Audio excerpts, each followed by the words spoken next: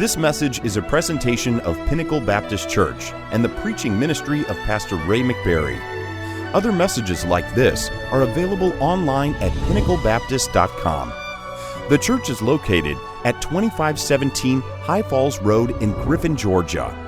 If you're in the area, we would love for you to visit us this Sunday.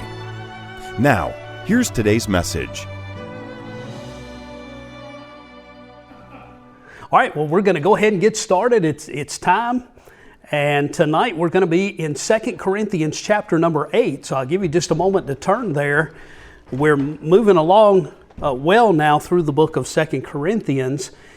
Chapter number 8 is an interesting chapter because we're going to see in this chapter that Paul gives some principles about Christian giving in this chapter. And so it kind of follows on the heels of what we saw in chapter 7. But remember in chapter 7, the Apostle Paul expressed to them how happy he was to hear that when Titus met up with him in Macedonia, Titus delivered to him the message that they had received his severe letter that was written before this. They had received that severe letter well, and that they had repented of the things they had said and done and what had gone on. And so now he turns his attention towards trying to encourage them, exhort them to do some good things for the Lord. And that's what we're going to see here in chapter 8. So chapter 8, beginning in verse 1, Paul says, "Moreover, brethren, we do you to wit of the grace of God bestowed on the churches of Macedonia."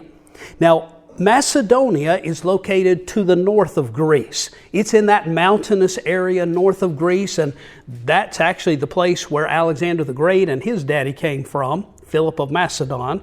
And so Corinth is further south, down in the Greek peninsula, and so these are their neighbors to the north. But remember, there were several churches that had been started by the Apostle Paul in Macedonia. We know about the church at Philippi. We know about the church at Berea. We know about the Thessalonians. So there were at least 3 churches in the area of Macedonia about whom Paul could be speaking here. But again, verse 1 said, "Moreover, brethren." So Paul is addressing Christians at the church there at Corinth. He said, "I want you to know about the grace of God bestowed on the churches of Macedonia." Now, when he says the grace of God that's bestowed on the churches, you would get the impression that he's saying that God did something great for the churches of Macedonia. And indirectly, that is what he's saying. But what we're going to find is that the grace that was bestowed on the churches there at Macedonia was the grace or the gift of God to be able to give to others. And so that's what we're going to see here in this chapter. That grace is the grace of giving. And I know a lot of times we don't think about giving as being a spiritual gift, but I think as we go through this chapter, we're going to see that, at least as far as the Apostle Paul was concerned, giving was a spiritual gift, just like preaching or prophesying or speaking in tongues or any of the other gifts that are mentioned in Paul's writings in the New Testament. So the gift of giving. And I have known individuals, maybe you have too, who they weren't well-spoken people. They were maybe shy, but they had the gift of giving. And it wasn't always money. Sometimes it was someone that was well off in their business and they gave regularly, not just in their tithes, but they gave love offerings for other things. And I've known some people that they were on a limited budget, but it might be a lady who every time somebody in the church was sick or something, she made a meal for them or baked a cake. So the ministry of giving doesn't just have to be money, but it's having a giving spirit toward others. And so that's what we're going to see as we go through chapter number 8 here. And yes, sir? The second church, you said Philippi and Thessalonica, and what was the third? Berea would be the other one. Yes, sir. And remember, the Bereans were the ones that the Apostle Paul had given a real big compliment to. He said, things out. That's right. They search things out, whether they be true from the Scriptures. They didn't even take the Apostle Paul's word for it. They searched the Old Testament scriptures out to see if what he was telling them was true, and that's what every church ought to do. And so this gift of giving, this grace of God, it is indirectly a gift from God because God is the one who gives them the ability to be able to do that. And so it's recognized by Paul as a gift from God, but it's a gift to be used for others. Verse number 2, he says, how that in a great trial of affliction, the abundance of their joy and their deep poverty abounded unto the riches of their liberality. Now, this almost seems like an oxymoron here. He says, on the one hand, they have abundance of affliction and they have deep poverty, and yet they also have riches unto their liberality. Now, he's talking about the church in Jerusalem, where the New Testament church first began. The believers in the area in and around Jerusalem were going through a period of time where they were not only under heavy persecution, but there was also a famine in the land. If you want to hold your place here and turn with me back to the book of Acts, we'll get a little bit of background on what was going on and why the churches in Macedonia had taken up a love offering. So in Acts chapter 11, right at the end of the chapter, we see an explanation of what was going on in and around Jerusalem.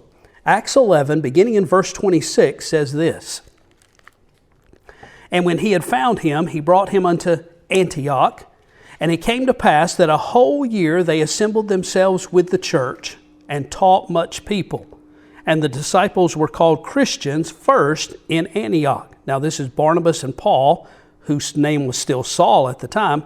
They spent a year in the church at Antioch. But look at verse 27. And in these days came prophets from Jerusalem unto Antioch. This is Antioch of Syria. And there stood up one of them named Agabus, and signified by the Spirit that there should be a great dearth throughout all the world, which came to pass in the days of Claudius Caesar. Then the disciples, every man according to his ability, determined to send relief unto the brethren which dwelt in Judea, which also they did, and sent it to the elders by the hands of Barnabas and Saul. So this dearth that was in the land had started several years before we get to the book of 2 Corinthians. A dearth is a famine, typically. It's a scarcity of anything, but typically in this setting, this context, we're talking about food. And so apparently there was a worldwide famine throughout the Roman Empire that was happening about this time. But those believers in and around Jerusalem were some of the hardest hit. Now, they were probably some of the hardest hit, first of all, because there was a lot of civil unrest in and around Jerusalem between the Jews and the Roman government that was running the province there. There was also probably a harder time for those believers that were in Jerusalem because of the fact that they were Jews living in Jerusalem, but once they were baptized and became Christians and publicly announced their faith to all of the Jewish community, what's that? That's right. They were ostracized. Many of them probably lost their jobs. If they sold things in the marketplace, I would imagine the other Jews just bypassed their booth there in the marketplace and went to the next one to buy what they needed. When they went to buy food, when they could find it, I would suppose it was not uncommon for someone to turn them away and say, I'm not selling to you. There was no Civil Rights Act that forced businesses to do businesses with each other, but they were pretty much just left on their own. And so the Apostle Paul and Barnabas, first with the church at Antioch, and then later with the churches that the Apostle Paul had helped to start all throughout the Roman Empire, Paul was asking them to give a love offering to be sent for the church there in Jerusalem to help those people feed themselves and just be able to survive. Now, he was not asking churches to take up a collection and send it to the church in Jerusalem so that the church in Jerusalem could become wealthy and fancy and build big buildings with cathedrals and crystal chandeliers hanging from the roof. That's not what he was asking money for. This was not like the Roman Catholic Church does it. It's not like the Mormon Church does it. He was just asking them to help them feed their families. And so we've seen what the dearth is. Now, before we continue on in 2 Corinthians, turn back just a few pages to 1 Corinthians chapter number 16. The last chapter of 1 Corinthians, and we're going to see where Paul, back during that first letter that we have recorded, asked the church at Corinth to take up the same kind of collection. So 1 Corinthians 16, beginning in verse 1, Paul said, "Now concerning the collection for the saints, as I have given order to the churches of Galatia," that is in Asia Minor, Turkey, "even so do ye. Upon the first day of the week, let every one of you lay by him in store, as God hath prospered him, that there be no gatherings when I come. And when I come, whomsoever ye shall approve by your letters, them will I send to bring your liberality unto Jerusalem. And if it be meet that I go also, they shall go with me." So Paul had already previously asked the church at Corinth to participate in the love offering that he was asking all of the new churches to send to Jerusalem to help the saints there. Now, I think it's important that we remember that although there were Jews in each of these churches the Apostle Paul helped to start, by the time Paul writes the letter of 2 Corinthians that's recorded in our Bible, most of the believers at the church in Corinth and most of the believers at the churches in Macedonia and maybe even also the churches in Asia Minor were no longer Jewish. Most of the believers that made up these local churches were now Gentiles. And so Paul wanted the Jewish believers back in Jerusalem to know that these Gentile believers who had believed on the Lord Jesus Christ considered their Jewish brothers to be brothers in Christ and had love and compassion to them. You know, I think it was important for the Apostle Paul to make sure that those Jewish believers in Jerusalem, where it all started, that they did not have the feeling, the impression that Paul was out here starting churches among the Gentiles and intended to totally disregard where the church had started in Jerusalem. Because after all, it is the church in Jerusalem that their faith is the faith that launched the church first up into Antioch and then from there into all these other places. And Paul, I think it was important to him personally to make sure that those believers in Jerusalem understood that the churches he was starting, even though they were maybe mostly Gentiles, they still cared about the Jewish believers in Jerusalem. All right, so That's where he first persecuted people too, Well, churches in Jerusalem. that's a good point, Brother Mike. He had helped persecute them. That's right. And so I think Paul took it personally that those believers were cared for. And so Brother Mike makes a good point. He had helped persecute them in the past before believing on Christ. So we see it was important to Paul. But back to verse 2. 2 Corinthians 8, verse 2, he says, "In a great trial of affliction, the churches even in Greece, even there in Corinth, were under persecution." Now at this point, the persecution is mostly coming from the Jewish communities in each city who are trying to rile up both Jews and Gentiles against the Christians wherever they find Christians. And the Roman world viewed Christianity at this point still as a Jewish movement, a Jewish sect, S-E-C-T.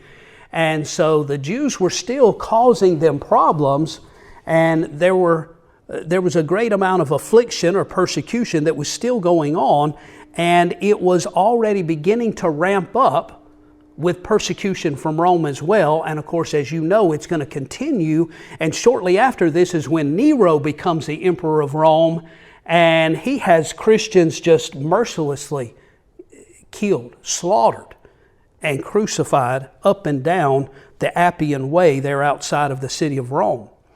But verse 2 talks about their affliction and talks about their deep poverty.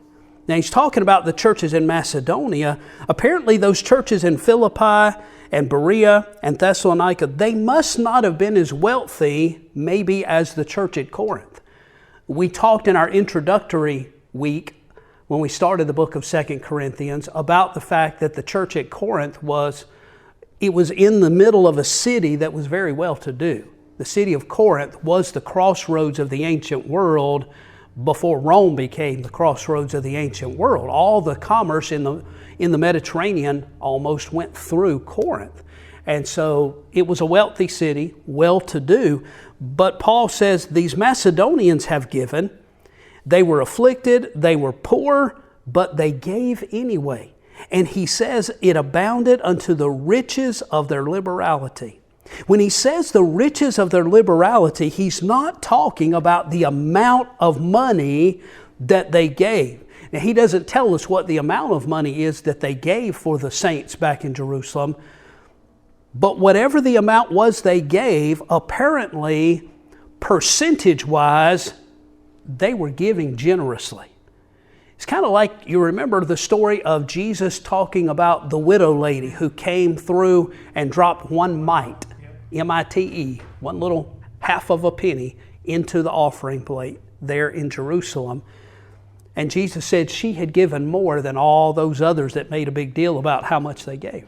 That's right. She gave all that she had. Well, that's in essence what Paul is saying about the churches there in Macedonia.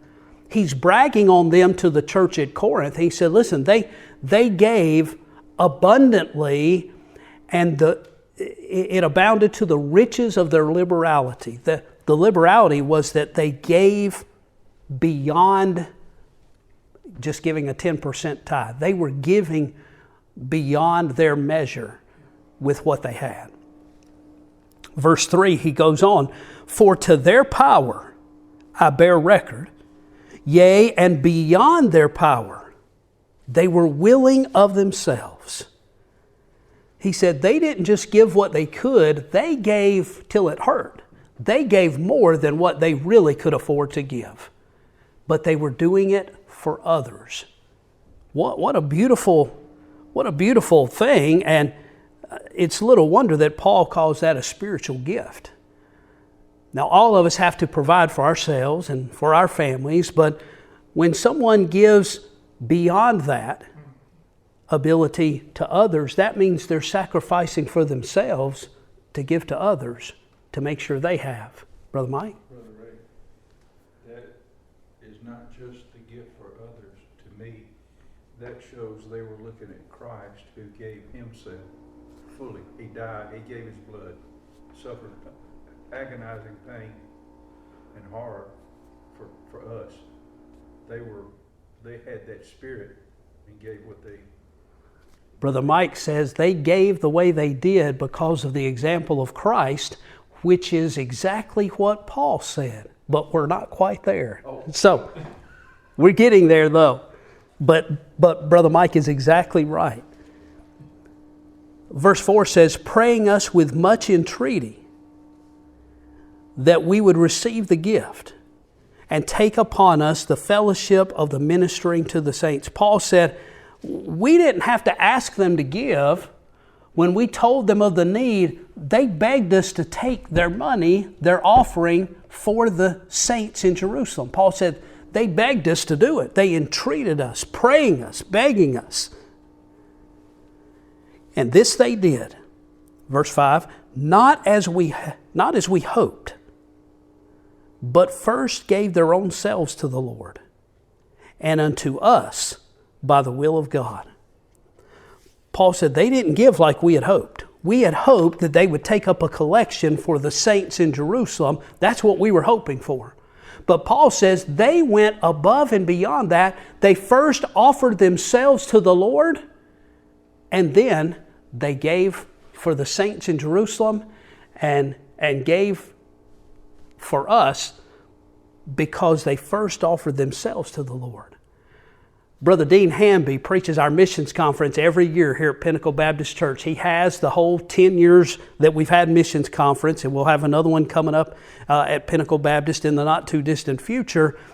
He's been with Macedonia World Baptist Missions for over 30 years. I don't remember how many exactly, but he's always preached our missions conferences here.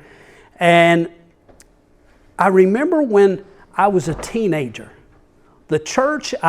the Independent Baptist Church I first attended as a teenager, Brother Dean Hamby was there at one of the missions conferences, and he preached a sermon way back then from this passage about the fact that the Macedonian Christians first gave themselves to the Lord.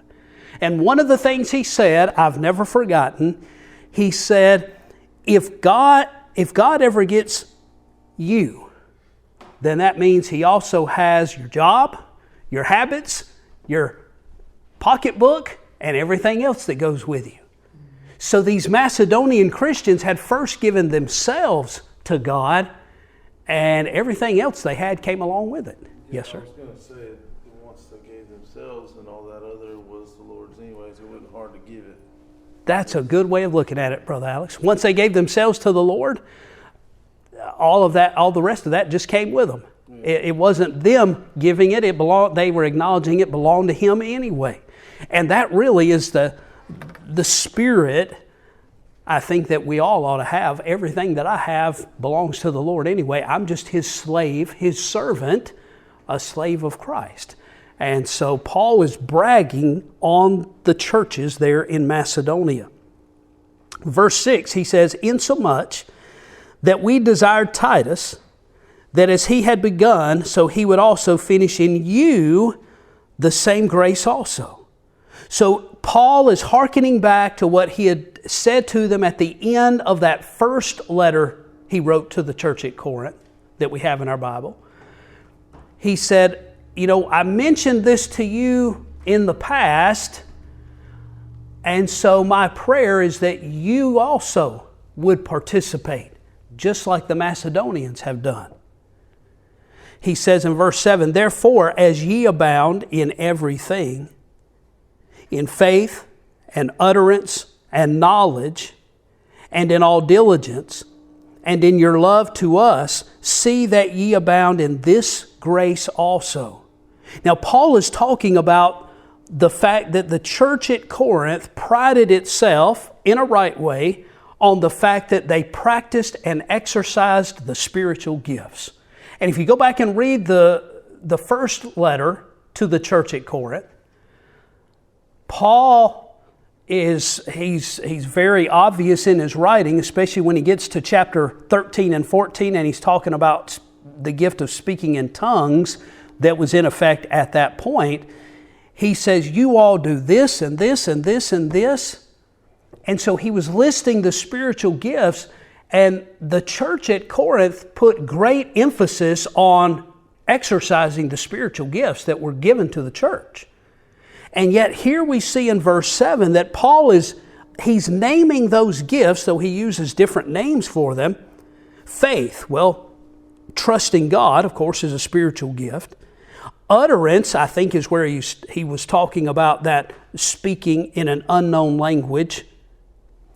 Knowledge, he's talking about prophesying, preaching. And so he's talking about the fact that they abound in all these other spiritual gifts. And now he says at the end of the verse, so abound in this grace also.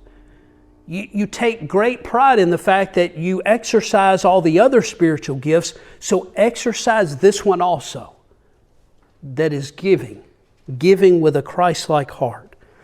Verse number 9, he says, verse 8. I almost skipped an important verse. He said, I speak not by commandment, but by occasion of the forwardness of others, and to prove the sincerity of your love.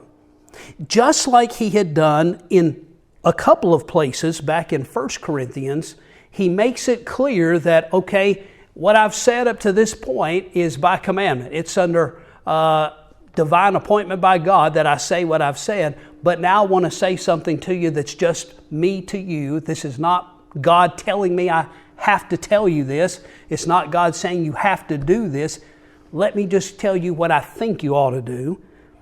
He says, it's not God commanding me to do this, but the forwardness of others. In other words, the example that the other churches have set, I want to encourage you to do this also. And to prove the sincerity of your love. So, because of the examples of others who have given, and because of the example of, and in order to demonstrate your love, I want to encourage you to do this. But I'm not commanding you to do this. Now, the Apostle Paul was very careful that he only said, this is a commandment from God, if God told him to say this is a commandment from God. And the rest of the time, he was giving his best advice, his best counsel as an apostle, as a preacher of the gospel. Verse number 9, he says, for ye know the grace of our Lord Jesus Christ, that though he was rich, yet for your sakes he became poor, that ye, you all, through his poverty, might be rich. And this is what Brother Mike was saying just a few minutes ago. Paul is appealing to the example that the Lord Jesus Christ set, not just to the example of the Macedonian churches that they had set, but the example that Jesus had set. That the Lord Jesus was rich. I mean, he had all the riches of heaven, but he left that and voluntarily took upon himself the lowly form of a man, of a servant, for your sake, and became poor. Well, poor in the sense that he left all of that he had and became a servant, that you might be rich. Well, how did they become rich? They became rich because we are now heirs of God and joint heirs with Christ once we believe on Him.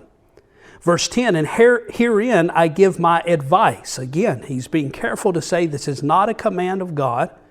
Herein I give my advice, for this is expedient for you. This is what's best for you, he's saying, who have begun before, not only to do, but also to be forward a year ago.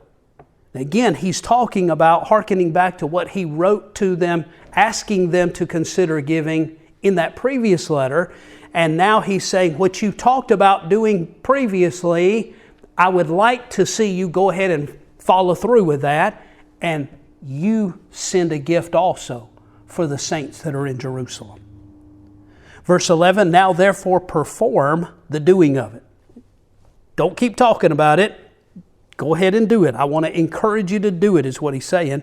That as there was a readiness to will, you were willing, so there may be a performance also out of that which ye have.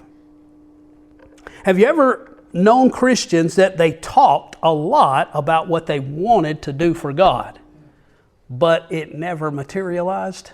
Well, Paul is saying here, I'd like you to go ahead and do what you talked about doing, what you said you want to do. Now's the time to go ahead and do it and perform what your will is. For if there be first a willing mind, it is accepted according to that a man hath, and not according to that he hath not. So if you've already decided you're going to do it, that you should do it, then I want to encourage you to go ahead and do it, is what he's saying. Verse 13, for I mean not that other men be eased and ye burdened. What he's trying to tell them is, I'm not saying I want you to give so that the saints down in Jerusalem can live high on the hog. He said they're in danger of not having anything to eat. It's a different situation. I'm not asking you to give so they can be wealthy and well off, but so they can feed their families. Verse 14, but by an equality, that now at this time your abundance may be a supply for their want, that their abundance also may be a supply for your want, that there may be equality. As it is written, he that hath gathered much had nothing over, and he that had gathered little had no lack. Verse 15 is a reference back to something that happened in the Old Testament. Do you recall, can you figure out what event he's talking about where it's recorded in the Old Testament that he that gathered much had nothing left over, and he that only gathered a little didn't lack anything? The manna, that's right, Brother Mike. The manna, when the children of Israel were going through the wilderness for 40 years and God provided them manna every day, those who thought they were going to go gather a whole bunch extra, well, it didn't last. It didn't carry over more than a day, but they had enough to eat that day. Any extra they had just turned bad. And if they didn't have enough, if they only gathered enough for one day, they still had plenty for that day because there was going to be more there the next day. And so what God is saying here is not that you give so they become wealthy, but you give because they're in the hole. They don't even have enough to make ends meet. Just give them enough to help them get by on. And then if you're ever in that situation, why, they'll do the same for you. There are lots of socialists, Marxists, communists who have misappropriated this chapter out of the New Testament in supposed support of communism. This is not supporting communism or socialism. Modern-day liberalism too. And modern day liberalism too, that's right. First of all, they all still owned their own property and their own businesses. They weren't everybody giving all their stuff and having it all in common. That's not what's going on here.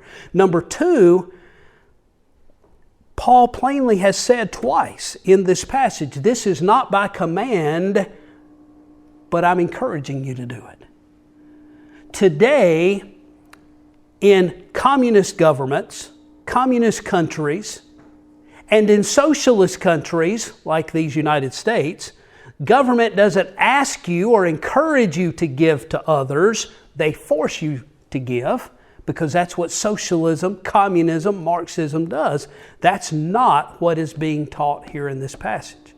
And I want to stop here before we move to the next verse and say also, Paul is not asking the churches in Macedonia nor here at Corinth to take up a collection to send to the lost people in Jerusalem, but to their fellow believers that are in Jerusalem. Now, we have a policy in our bylaws here at Pinnacle Baptist Church that we only give to help believers, specifically, first of all, most of all, to believers that are members of Pinnacle Baptist Church. But even beyond that, we don't give to people that are unbelievers. Because there's nowhere in this book that people were commanded or even encouraged by the Apostle Paul to give to unbelievers until they believed on the Lord Jesus Christ and were part of the family. And so that's important to note here because, a year and a half ago, whenever that was, that big storm went through the Carolinas that never should have happened, and there's still a lot of questions about how that happened, how that came about. And the government at the time was intentionally allowing people to just go without instead of trying to genuinely help them. Well, there were a lot of churches that were helping the people in that area. Our church reached out through 3 different mission boards to try to find if there were any churches that had families that needed help at that time. I don't know if you didn't know all the details, but we reached out through 3 different mission boards trying to find if there was anyone that needed help there.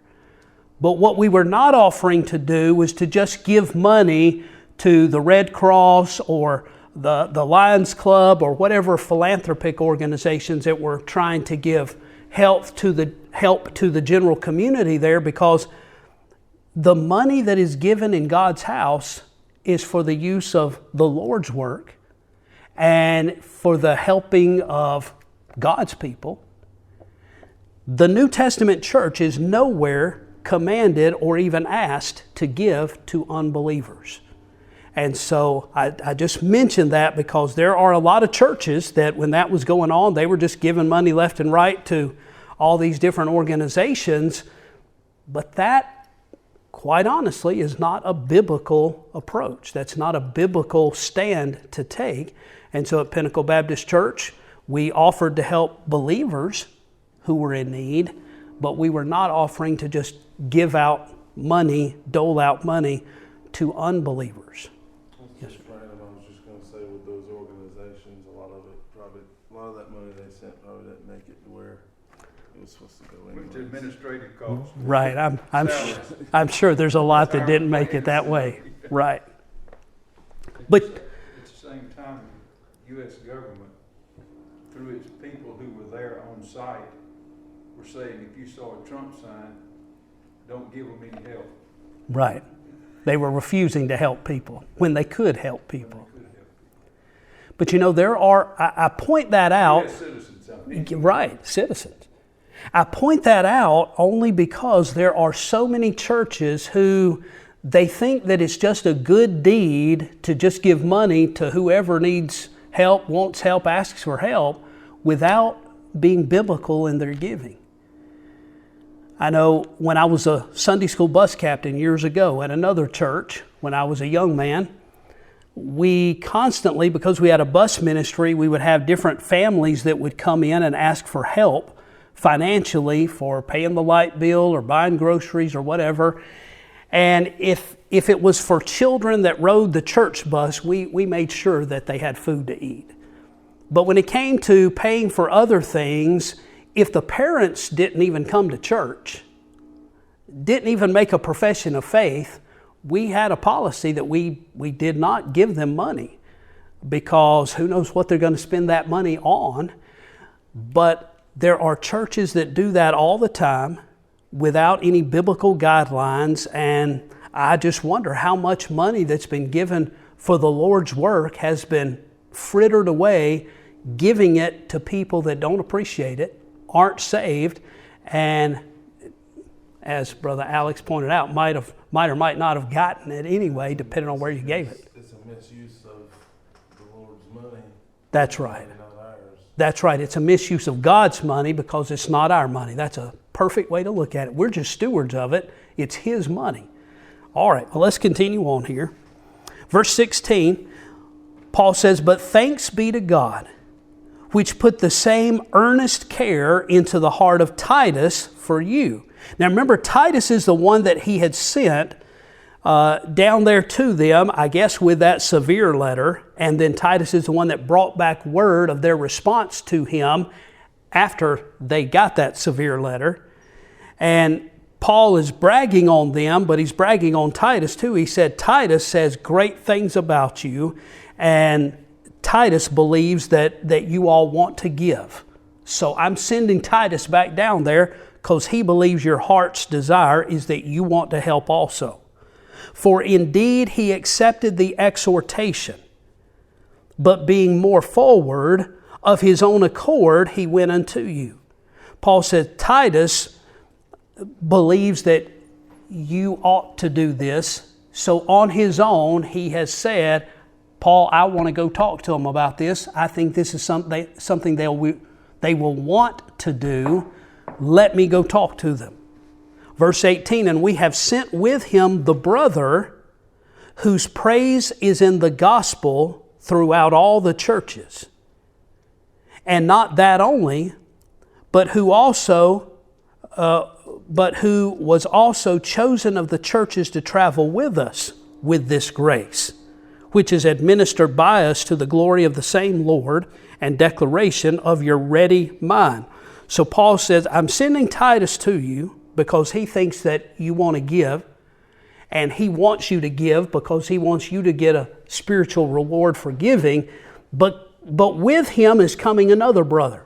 Now, Paul doesn't tell us who this other brother is. It's very likely it may have been one of those men that he mentions in his epistles that was from Berea or Thessalonica or Philippi. Or it could have even been Dr. Luke, who they probably all knew as well, who had traveled with him extensively on his journeys. But whichever one it was, Paul says, I'm sending him with Titus also. Verse 20, avoiding this, that no man should blame us in this abundance which is administered by us. Paul says, I don't want anybody saying that we kept the money for ourselves or we were skimming off the top. So I'm sending these two men to be responsible for whatever you entrust to him. He's also going to put another safeguard in place in just a moment here. Verse 21, providing for honest things, not only in the sight of the Lord, but also in the sight of men. Should a church be careful to make sure that it is above board with its testimony of how it handles money? Yeah. I know one of the things here at Pinnacle Baptist, we have two different people that count the money when it comes in to the offering. And then the treasurer is a secondary step of counting all of that and being accountable for that. And then a separate person takes it to the bank. So there are three different checks on the totals before it ever makes it to the bank.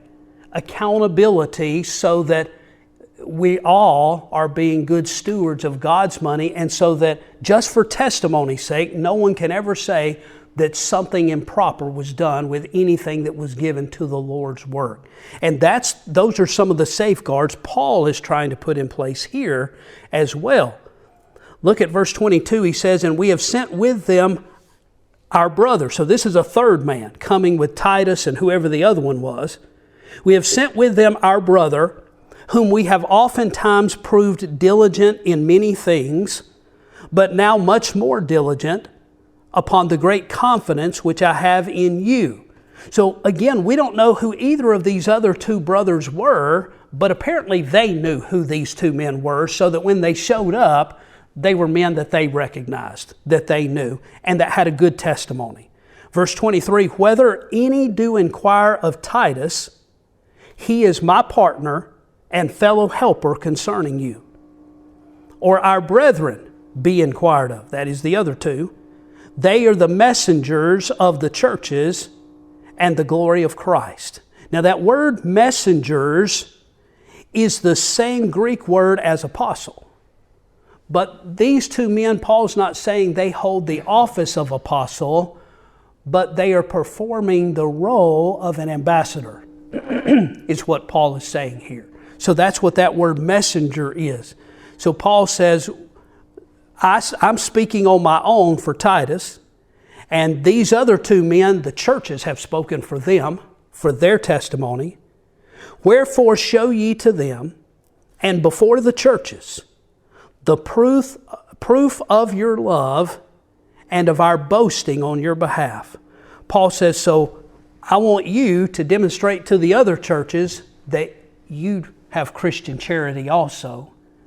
And also prove to them that we weren't wrong when we bragged on you about your love for the brethren.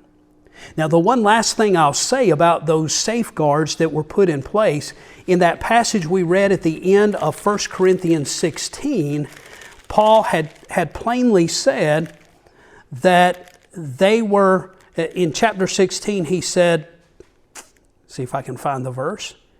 Upon the first day of the week, let every one of you lay by him in store, as God hath prospered him. So apparently they were meeting on Sunday, the first day of the week, not the Sabbath. He said that there be no gatherings when I come. And when I come, whomsoever ye shall approve by your letters, them will I send to bring your liberality unto Jerusalem. So Paul was saying, listen, Titus is going to come to get your offering and take it to Jerusalem. There are going to be two other brothers that you're going to know that are going to go with him for accountability's sake.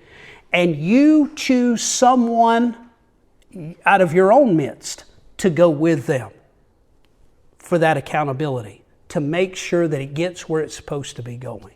So Paul wanted to make it clear that he wanted his testimony to be clear, and those delivering the love offering to be clear. He wanted it to be obvious that they were being good stewards of what God had entrusted to them and that they were giving back to the Lord. Brother Mike? That being a good steward in the context of, he says, take up money before I come. So there's no pressure there then. Plan ahead. That's right. Give while you have it. What your surplus is, then when there's there, nobody's under pressure to give. It's already done. That's a good point. Brother Mike's saying, Paul said, go ahead and take up your collection now, because he didn't want it to be a matter of them feeling pressured to do so just because he was standing there in the midst of them. That's right. That's right. And you know, I've known some preachers that didn't mind using that kind of pressure, but Paul was clearly not wanting to do that. He wanted them to do it out of their own free will love offering, out of a pure love and a heart for God. That's right. That's right. All right, well, that brings us to the end of chapter 8. But chapter 8 is important because it talks about Christian giving, and it was only for believers. It was only by choice, not by command. And there was accountability when it was given to make sure that it got to where it was supposed to be going and that it was used correctly. And then, of course, some of the other things we saw in the chapter is the destruction of this liberal Marxist philosophy that this chapter is somehow teaching. They had all things in common and they were practicing communism, socialism. That's not what they were practicing. It was voluntary giving. And you know, here in these United States, for the first 200 years of our existence, both as colonies and then as these United States, the government was not involved with any kind of social welfare programs. It kind of started under Lincoln and then really ramped up under FDR and the Raw Deal, which he called the New Deal. But before that, government was not in the business of giving out welfare checks for anything to anyone. But rather, each community knew who in their community was genuinely needy. And those people were taken care of by their family, by their church, and by those in the community who knew they were genuinely needy. But those who were the bums and the good-for-nothings and just didn't want to go to work, why, the community knew that too and weren't going to help those people. Well, what we've done by putting the government in charge of doling out the welfare system is, first of all, you don't have a choice whether you contribute to it. And what's that? And there's no weeding out where the money goes. That's right. And there's no weeding out where the money goes. Even the bum that doesn't deserve it is able to get it today. It's a totally unbiblical system that we have in place in America. We ought not be surprised that we have all the problems that we have. Brother Mike? A good example of what used to be is by the Congressman Davy Crockett when he was running for his second term. A man came to him and asked him about some disaster that had happened and how was the government going to do it, fund it. And he said, that's not in the Constitution, it's not in the Declaration. And he said, it's not mine to give. And if you Google Davy Crockett and not mine to give, you can read the entire interchange because he wrote it in a letter to somebody, so we have it on record what was said. Davy Crockett, not mine to give. I'm going to go look that up, Brother Mike. That'll make a good sermon illustration at some point. All right. Any other questions or comments?